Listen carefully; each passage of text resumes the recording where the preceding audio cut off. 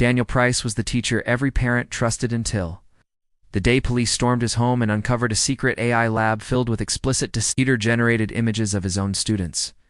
What began as admiration for a gifted educator quickly spiraled into one of Florida's most disturbing digital crimes, exposing a terrifying new threat hiding behind a trusted face empowered by artificial intelligence. Daniel Price had always been the kind of teacher parents wanted for their children. At 38 years old, he'd already won 2 local teaching awards and was known across the district for his innovative approach to technology education. He taught computer science at Willow Creek High School in Central Florida, where he had worked for nearly 8 years. His classroom was a hub of activity, students coding, building simple robots, experimenting with 3D printing, and exploring artificial intelligence. He owned a modest condo 5 minutes from campus, drove a used hybrid, and lived alone. Coworkers assumed he was simply focused on his job. A few thought it was strange that he had never dated anyone in the district or talked about his personal life, but no one pushed. He was just the quiet type. Some even admired his dedication, how he poured everything into teaching. He often stayed late after school to mentor the AI Club, a group he started himself that quickly became the most popular extracurricular program on campus. He spent most of his free time online, exploring AI tools, deep learning forums, and obscure software communities. They appeared to be pornographic in nature, but more than that, it featured the unmistakable faces of young girls, some wearing clothing that resembled school uniforms. Their faces were clear, but the backgrounds were artificially rendered. At first glance, they seemed real, but the longer you looked, the more subtle oddities began to appear. Lighting that didn't quite match, unnatural textures, a plastic-like smoothness to the skin. These weren't photographs. They were computer-generated images, deepfakes, and they looked eerily convincing. A side that was becoming more isolated, more obsessed, and increasingly detached from reality. His technical skills, once used to inspire students, were being quietly redirected toward something far more disturbing. First, they confirmed the identities of the girls shown in the images. It didn't take long. A few were clearly students at Willow Creek High School. One image matched a student's photo from the school website, and another resembled a senior portrait that had been posted to a public Instagram account. The similarities were too exact to be coincidental. What started as fascination with artificial intelligence had taken a darker turn. One hidden from view, but deeply rooted in the tools he knew best. That account, they soon discovered, was linked to an IP address assigned to Daniel Price's home. It was the first concrete connection between the images and the teacher. Still, they couldn't move too quickly.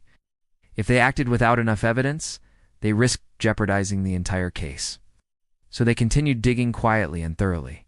His home was lined with monitors and backup drives. He had a private server rack in his garage, a setup more sophisticated than most small businesses. He said it was for side projects, and occasionally shared harmless demos at school, like a generated art or facial recognition experiments.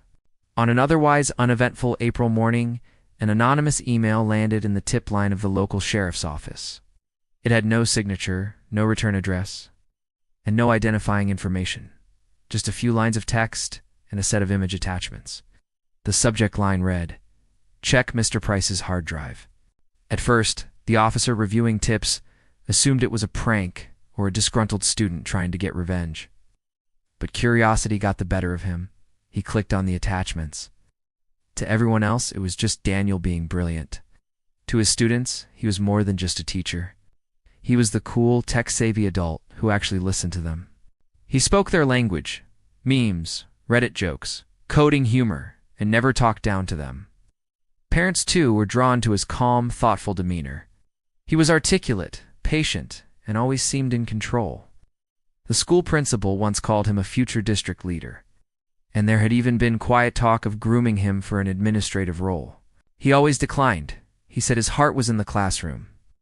In staff meetings, Daniel stood out as someone who not only embraced new technology, but understood it at a level most couldn't match.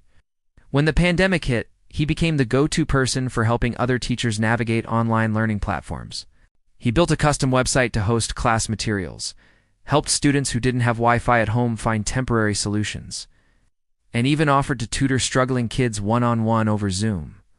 From the outside, it looked like he had no flaws. What no one knew was that Daniel had been quietly building a private world of his own, one no one ever saw. But behind the walls of his condo, a different side of Daniel was growing. By the time anyone noticed, it was already too late. The first sign that something was wrong came not from within the school, but from outside it. What he saw made him stop breathing for a moment. The images were deeply unsettling. The email provided no explanation, only a chilling final line. He made these. He teaches them. Detectives in the cybercrimes unit were alerted, and a quiet investigation was launched. Investigators examined the metadata of the files and traced the origin of the images to a cloud storage account. That account, they soon discovered, was linked to an IP address assigned to Daniel Price's home. It was the first concrete connection between the images and the teacher. Still, they couldn't move too quickly. The cloud account had uploaded over 200 images in the past 6 months. Multiple files showed editing timestamps that aligned with his work schedule. Some were saved during the school day. He had apparently created or modified the images while sitting at his desk, possibly just feet away from the very students he was targeting. Most were stored in encrypted folders labeled with innocent-sounding names, assignments, references, class assets. But once decrypted, the contents were clear. They weren't educational files. They were highly realistic AI-generated images of teenage girls in explicit scenarios. Forensic analysts immediately cloned the drives to preserve the data without altering it. Most of the images were deepfake pornography featuring teenage girls, many of whom were later confirmed as students Price had taught over the years. These scripts scraped public social media profiles and school databases for images yearbook photos. Class rosters, tagged Instagram pictures, then fed them into AI generators. The result was a fully autonomous system that could take a simple school photo and turn it into explicit content within hours. The sheer volume made it clear this wasn't a side project or a brief lapse in judgment. It was the exposure of a hidden life, one created by obsession, secrecy, and the unchecked power of artificial intelligence. It was an ongoing system of exploitation, carefully hidden behind the mask of a respected educator. In the early entries, Price wrote excitedly about machine learning and the creative possibilities of generative models. He chronicled his experiments with text-to-image generators, style transfer models, and facial synthesis software. At first, the entries were purely academic technical observations, performance metrics, and notes on data processing. But over time, the tone began to shift. The tools that once fascinated him for their creativity became instruments of control and fantasy. What emerged was not the image of a man with a long history of criminal behavior, but rather someone who had descended slowly and methodically into a world of digital obsession. For years there had been no red flags, no complaints from students, no signs of misconduct at work. Yet beneath the surface, something had been festering, a quiet transformation fueled by isolation, intellect, and the unchecked power of evolving technology. Daniel had constructed an entire digital world built on the likenesses of children he taught daily. He'd even trained the models to mimic lighting, camera angles, and facial expressions to increase realism. The images were not pulled from illicit websites or stolen from dark web sources. There was no evidence that any of the images had been shared publicly, sold, or distributed on dark web forums. That offered little comfort. The existence of the content alone was enough to bring multiple charges under state and federal laws. They had been generated by Daniel himself, using sophisticated AI tools and open-source deep learning models. But the real surprise came in the garage. Behind a false wall disguised as storage shelving, they uncovered a small but professionally built server room. Inside were multiple high-powered GPUs, air-cooled towers, and a tangle of fiber-optic cables connecting to a local node. The setup looked more like something you'd find in a data lab than a suburban home. One of the agents described it as a personal AI lab hidden in plain sight. If they acted without enough evidence, they risked jeopardizing the entire case. So they continued digging quietly and thoroughly. His face showed a flicker of confusion, maybe disbelief, but he remained calm. Within minutes, his home was filled with agents moving from room to room, bagging devices, labeling evidence, and photographing everything. They requested additional data through legal channels, securing warrants for online activity logs, file transfer histories, and email accounts. What they found supported a disturbing pattern. The evidence was piling up, and the man at the center of it all had no idea that a trap was being carefully prepared around him. Even more troubling was that the digital fingerprints pointed directly to Daniel's devices. By this point, there was no question the case was real and urgent. Law enforcement realized they had to act fast. On the morning of May 8th, just before sunrise, unmarked vehicles pulled up quietly outside Daniel Price's condominium. Officers from the local sheriff's office and federal agents from a cybercrimes task force moved with precision. They had obtained a full search warrant based on digital evidence collected over several weeks, and they were prepared for what they might find. At least they thought they were.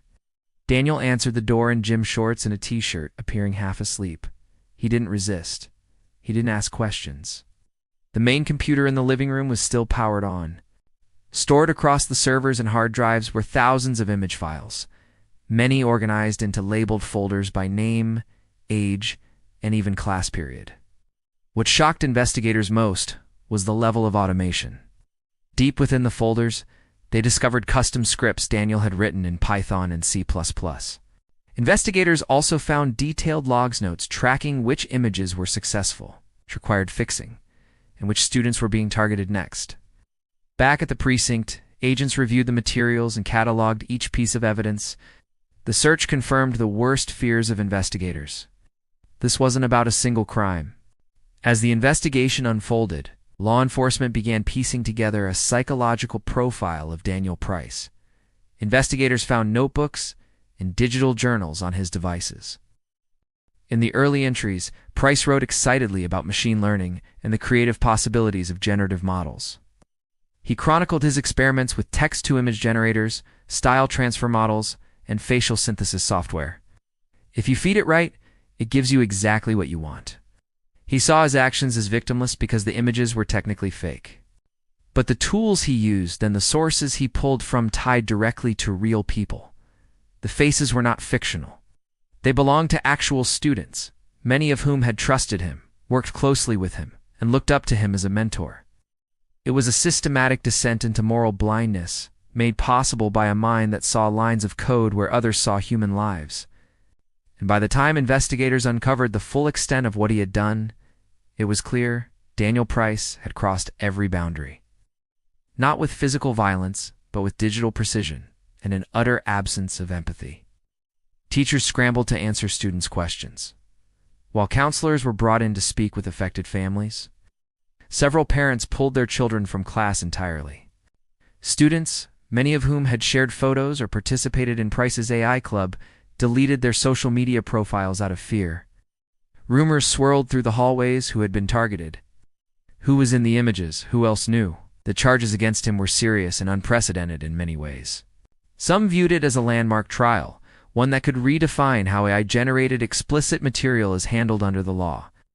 Debates erupted on television and in academic circles. Were synthetic images of real people as harmful as actual photos? A teacher once seen as the future of education had instead exposed its darkest vulnerabilities. Should intent and identity override the digital nature of the content? In Daniel's case, the public had already made up its mind. The answer was yes. He was charged with multiple counts of possessing and creating sexually exploitative material involving minors. Despite the images being artificially generated, Florida state law, along with federal statutes, allowed prosecution if the content was considered indistinguishably realistic and intended for sexual gratification. In Price's case, both conditions were easily met. Another more recent noted, "You can't hurt anyone with pixels. This isn't real. It's just code." By the end of the day, it was the top story on every local station and circulating rapidly on national social media platforms. Regardless, prosecutors were firm. Price had exploited the trust of an entire community and weaponized technology in a way that existing safeguards had failed to catch. Parents, students, and educators were stunned. Every device used by Price at school was seized, and the IT department began reviewing digital records. Several staff members who had worked closely with him were questioned. While no one else was implicated, the school board faced harsh criticism. How could such a sophisticated operation go unnoticed for so long? Why hadn't anyone raised concerns? In a matter of hours, a man once hailed as a visionary educator had become the face of a disturbing new frontier in digital exploitation. The school district issued a brief statement confirming his suspension, but the damage was already done. In these conversations, he spoke about building ethical simulations, arguing that because no physical abuse took place, his creations existed in a legal gray area. Other users encouraged him, shared tips on rendering techniques, and discussed ways to bypass content filters. It became clear he wasn't acting in complete isolation. There was an online ecosystem supporting and normalizing this behavior. Community members gathered outside school board meetings, holding signs demanding accountability.